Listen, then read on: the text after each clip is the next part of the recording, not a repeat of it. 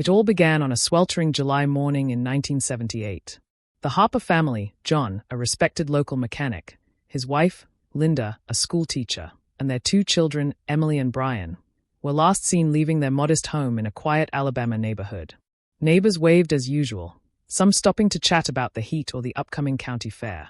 By all appearances, it was a normal day, ordinary and uneventful. Yet, when night fell, the Harpers never returned home.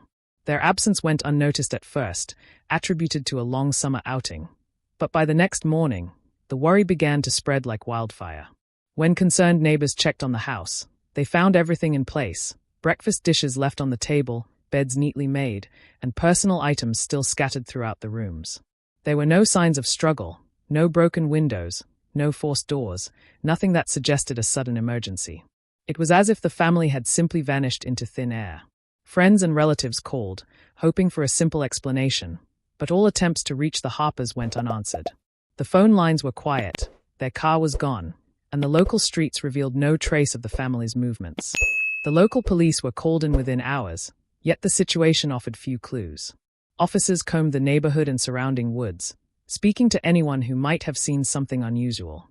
Some neighbors claimed they thought they heard faint voices late at night. Others said they noticed a stranger's car parked down the street, but these leads went nowhere. The case quickly became a nightmare of unknowns. Without witnesses or evidence, investigators were left grasping at shadows, desperate to find even a single thread to unravel the mystery.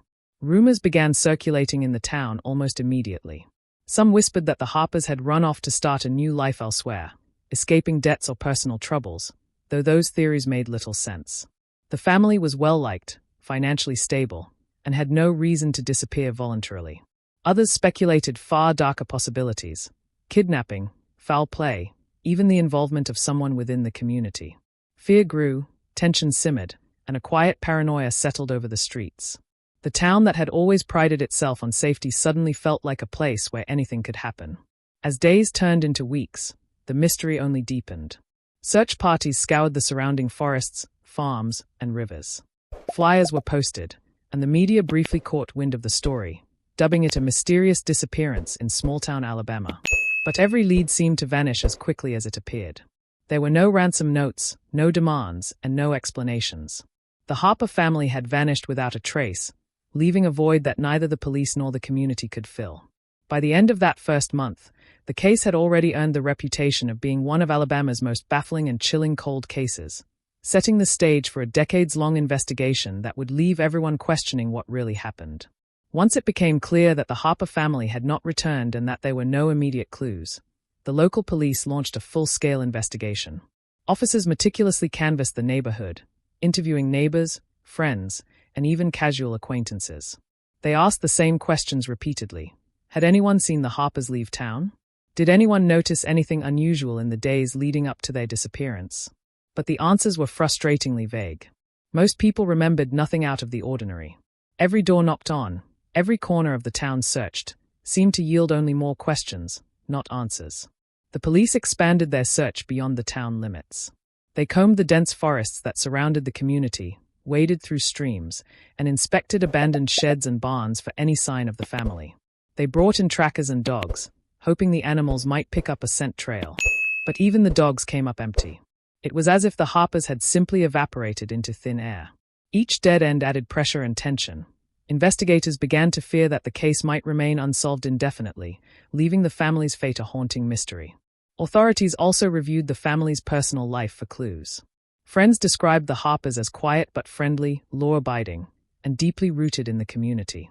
They had no known enemies, no financial troubles, no disputes that could suggest they would leave voluntarily or become victims of retaliation. Everything about the family screamed normal, ordinary, safe. Yet, the more the police examined their lives, the stranger it became. Nothing fit the pattern of a simple runaway or even a random crime. It was as though the disappearance had been carefully orchestrated by someone who knew them well. Media coverage began to stir interest across the state. Local newspapers published headlines like, "Mystery in Alabama, Family Vanishes Without a Trace." Reporters arrived in town, canvassing streets, taking photos of the Harper home, and interviewing townsfolk. Some residents, eager to help, provided tips ranging from suspicious strangers to odd vehicles seen in the area. While most tips proved unhelpful, a few created temporary bursts of hope. Yet, every lead seemed to fade as quickly as it appeared, deepening the sense that the Harper case was slipping into a shadow that no one could reach. As weeks turned into months, the frustration among investigators grew. The disappearance challenged everything they thought they knew about crime in small-town Alabama. Detectives debated theories: abduction, foul play, accidental death, but lacked a single piece of concrete evidence. The Harper home remained a silent witness, full of unanswered questions. Doors locked, windows intact, possessions untouched, yet its emptiness screamed louder than any explanation. The early investigation, despite every effort, ended in dead ends, leaving the town on edge and the Harper family's fate a chilling mystery that refused to fade from public attention. Nearly 4 decades had passed since the Harpers vanished, and the case had grown cold.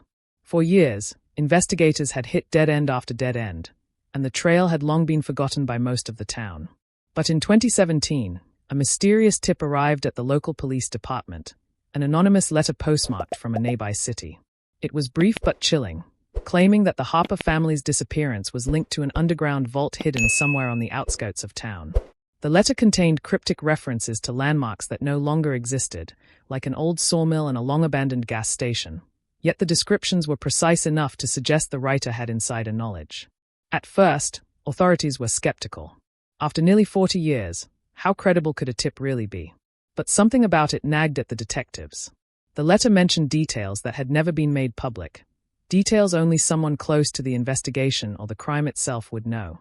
Phrases like "where the earth hides what the sun forgot" and "beneath the roots of the old oak" gave the investigators chills. It wasn't just a vague guess. It was a map in words, a breadcrumb trail left intentionally for someone to follow. The possibility that the tip could finally shed light on decades of mystery sparked both excitement and fear. The police decided to pursue it cautiously. They began researching old maps and town records, trying to match the cryptic references with current locations. The landmarks described in the letter had mostly vanished, replaced by overgrown woods, empty lots, and new development. Yet, when the team overlaid old maps with modern ones, a pattern emerged: coordinates and areas that matched almost perfectly. Every step closer to these locations increased the investigators' anticipation, but also their anxiety. After so many years, what could possibly remain hidden? And more importantly, who had written the tip, and why now? Word of the tip leaked to the community, but the police kept the specifics secret. Residents whispered nervously, some excited, others fearful. The decades-old disappearance suddenly felt alive again, as if the past itself was stirring beneath the surface.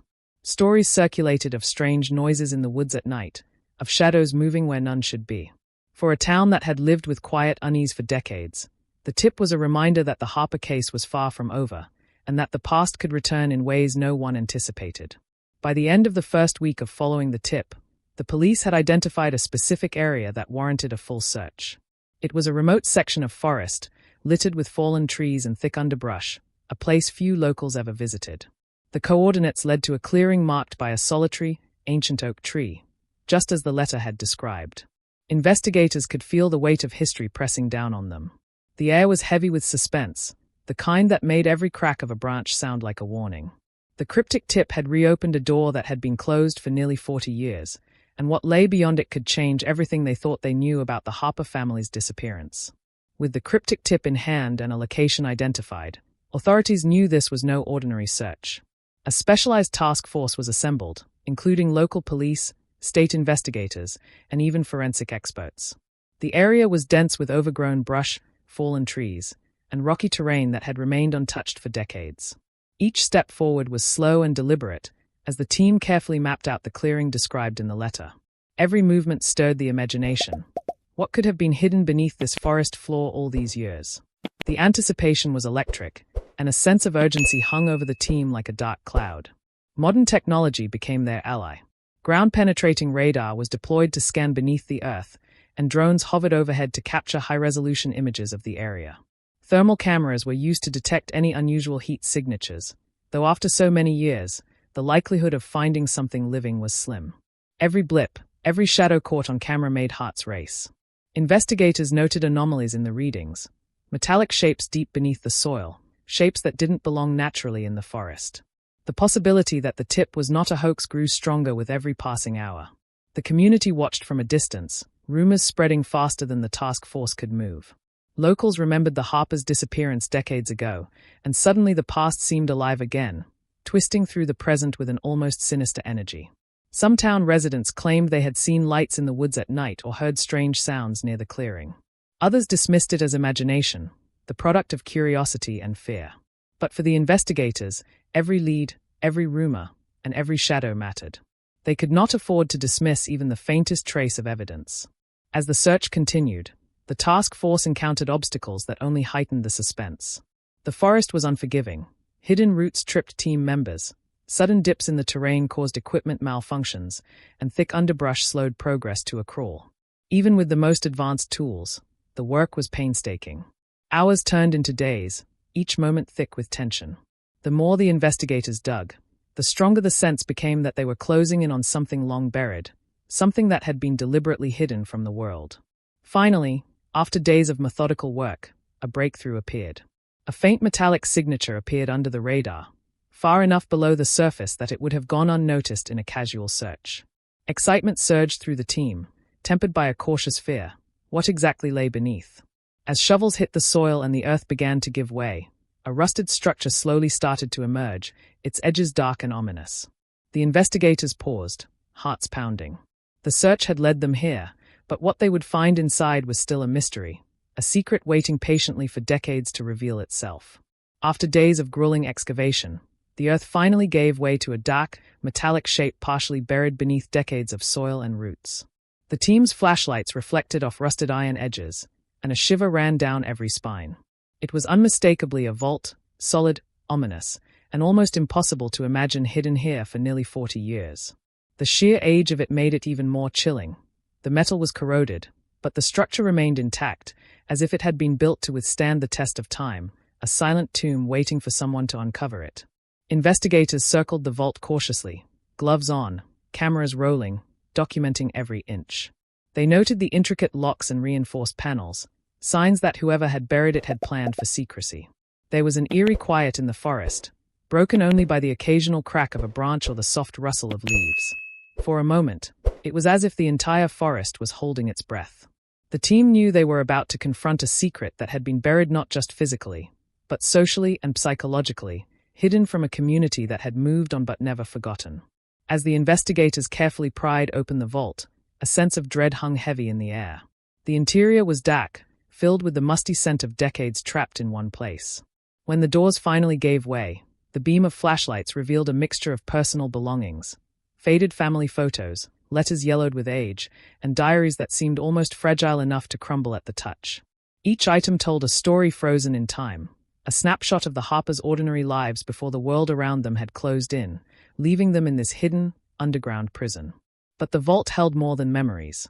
Scattered among the possessions were chilling signs that the Harpers had not left voluntarily. Clothing was folded neatly but bore subtle stains and rips, indicating struggle. Notes written in haste hinted at fear, and small items had been rearranged, almost as if someone had been trying to communicate, or maybe just torment them. The diary entries revealed moments of confusion, despair, and terror, describing a darkness that grew heavier with each passing day. The realization hit the team. This was not merely a storage space, it had been a place of captivity, a chamber of fear that no one had suspected existed. Every new detail added to the tension. The team worked carefully, documenting everything for forensic analysis. Fingerprints, traces of hair, and faint footprints suggested that someone else had been here recently enough to leave subtle signs, but long enough ago to remain anonymous. The forest around them seemed to lean in, silent and judgmental, as if witnessing the unearthing of a long-buried truth. For the first time in decades, the Harper mystery was tangible. The vault was proof that the family's disappearance was not an accident, not a whim of fate. It was deliberate, orchestrated, and horrifyingly real. As authorities sifted through the vault's contents, the initial shock of discovery quickly gave way to an even darker understanding. The personal belongings of the Harper family told a story far more sinister than anyone could have imagined. Diaries and letters, once thought to be innocent records of daily life, revealed cryptic messages and desperate pleas for help. The family had been aware of the danger closing in around them, documenting moments of fear, confusion, and helplessness that no outsider should ever have to endure. Each page read like a countdown, a chilling record of lives under invisible threat. Evidence began to point to a local man who had mysteriously vanished around the same time as the Harpers. The diary mentioned a figure who appeared at odd times, someone who manipulated their schedules and observed their routines. Letters hinted at a connection between this man and a growing sense of dread that permeated the household. Investigators pieced together fragments of conversations, cryptic notes, and subtle warnings that the family had recorded, realizing that this individual had likely orchestrated their disappearance with meticulous planning. The realization sent shivers down the team's spines. The vault was not just a hiding place, it had been a prison, carefully engineered to trap the family in both body and mind.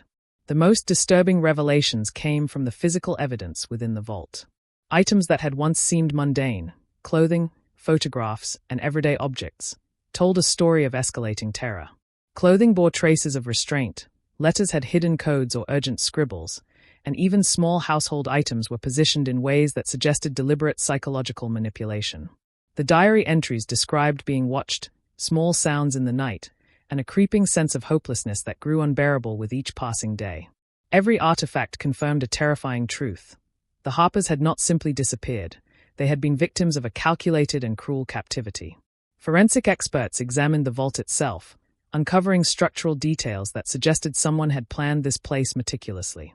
Reinforced walls, hidden compartments, and the way personal items had been stored indicated not just secrecy, but a deeply disturbing intent to control and terrify. Even the layout of the vault appeared designed to isolate and disorient anyone trapped inside. The investigators began to understand that they were witnessing the remnants of a crime that had been carefully concealed for decades, a horror that no one in the town had suspected existed beneath their feet. As news of these revelations began to spread, the gravity of the situation became undeniable. The Harpers' diaries, letters, and personal items painted a chilling portrait of lives interrupted, families targeted, and darkness concealed in plain sight. The vault's contents provided the first tangible proof of the family's ordeal, exposing a reality more horrifying than rumors or speculation had ever suggested. With each new piece of evidence, the investigators realized that uncovering the vault was only the beginning. The full story behind the Harper family's disappearance was far from complete, and the truth promised to shock not just the town, but anyone who dared to learn what had really happened. News of the vault's discovery spread through the small Alabama town like wildfire. What had been a decades-old mystery, whispered about in quiet corners, suddenly exploded into the open, capturing national attention. Residents who had long put the Harper case behind them now found themselves haunted by it all over again. Parents kept a closer eye on their children, neighbors questioned each other's comings and goings, and even casual conversations carried an edge of fear. The quiet streets of the town seemed smaller, darker, as if the forest itself was keeping watch over the secrets that had finally been unearthed. The media descended on the town in droves. Cameras rolled outside the Harper home, drones hovered above the clearing where the vault was found, and reporters clamored for interviews with anyone who had known the family. While the investigators worked meticulously to preserve evidence, the public demanded answers, explanations, anything to make sense of the decades-long mystery. For the townspeople, the discovery of the vault was more than just a shocking revelation. It was a confrontation with a past they had hoped to forget, a reminder that darkness could lurk beneath even the most familiar places. Residents began sharing stories from the past, details they had long dismissed as unimportant suddenly taking on a terrifying significance. Some recalled seeing strangers loitering near the Harper property, hearing unexplained noises in the woods, or noticing odd lights in the night sky. Others remembered small, subtle disturbances, an item misplaced, a fleeting shadow, that had never seemed threatening until now. Piecing these memories together, it became clear that the Harper disappearance had left traces everywhere, hidden in plain sight, waiting for the vault to reveal the truth behind the fear that had silently gripped the community for decades. As investigators continued their work, the discovery sparked both fascination and paranoia. Town meetings were filled with anxious questions, families worried about the safety of their children, and local law enforcement faced pressure to finally close the case. The vault had changed the town forever, not just by exposing the Harper family's fate, but by forcing everyone to confront a reality they had tried to ignore. Every shadow in the forest, every rustle in the trees, every abandoned path became a potential clue, a reminder that the horrors of the past were still very much alive in the minds of those who had witnessed them, even from afar. The discovery also raised broader questions about the nature of evil and secrecy in small communities. How could such a calculated act have gone unnoticed for so long? who had been involved, and how many more secrets lay buried beneath the soil, waiting for someone to uncover them. The townspeople were left with an uneasy mixture of awe and fear, awed by the resilience of investigators who finally unearthed the truth, but terrified by the darkness that had existed right under their noses for nearly 40 years. The Harper vault had shattered the town's sense of safety and certainty, leaving a lingering chill that would not easily fade from the collective memory. The discovery of the Harper vault didn't just solve a decades-old mystery. It reopened wounds the town thought had long healed. For nearly 40 years, the disappearance had lingered in whispers and rumors, a shadow that hung over Alabama. Now, the truth was laid bare. A family's ordinary life had been stolen, hidden beneath layers of soil and secrecy, their ordeal captured in letters, diaries, and the haunting remnants of a vault built to contain them. Even with the evidence in hand, questions remained. Who was responsible? How did they evade justice for so long?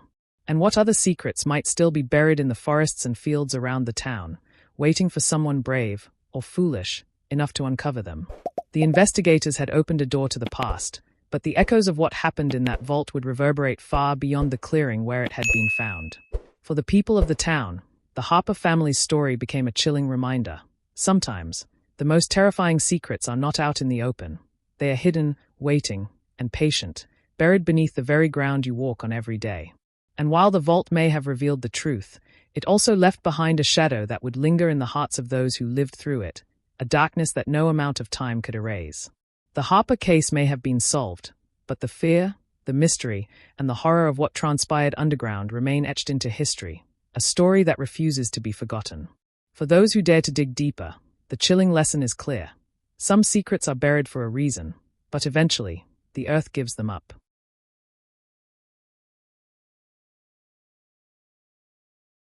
If you liked this video, don't forget to hit that like button, share it with your friends, and drop your thoughts in the comments below. Most importantly, subscribe and hit the bell icon so the next secret finds you first.